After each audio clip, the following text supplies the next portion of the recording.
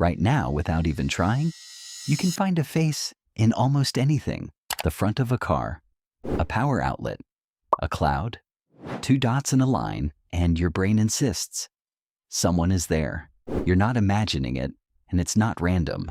It's a survival trick so old that you were born already running it.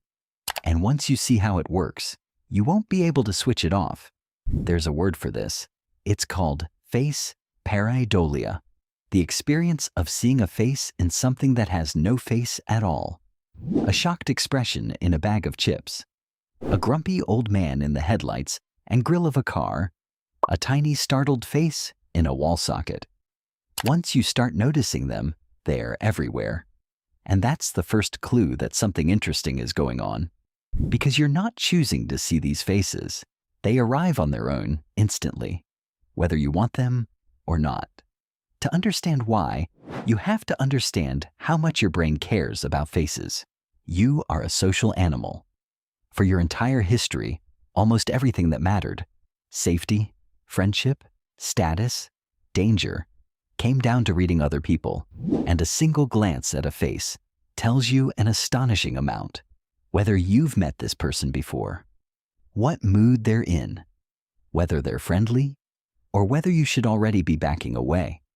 Your brain pulls all of that from a face in a fraction of a second before you've consciously thought anything at all. To do that, evolution gave you dedicated hardware. There are regions of your brain that exist almost entirely to deal with faces, and they are fast. Recognizing an ordinary object, a chair, a cup, a rock, takes your brain around 1/4 of a second.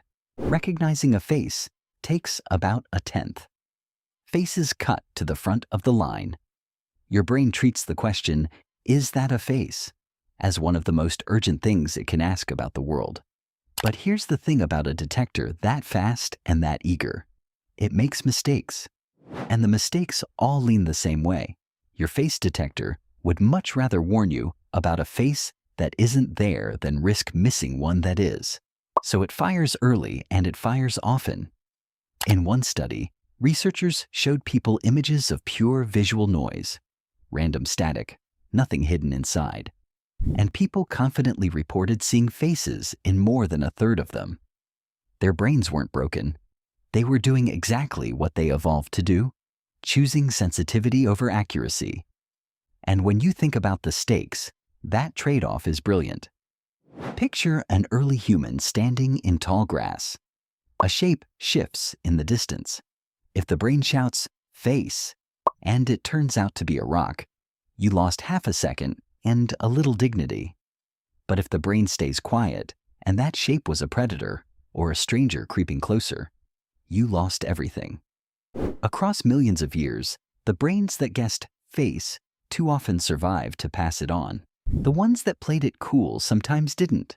You are the descendant of the jumpy ones. Now, here's the part that's genuinely strange.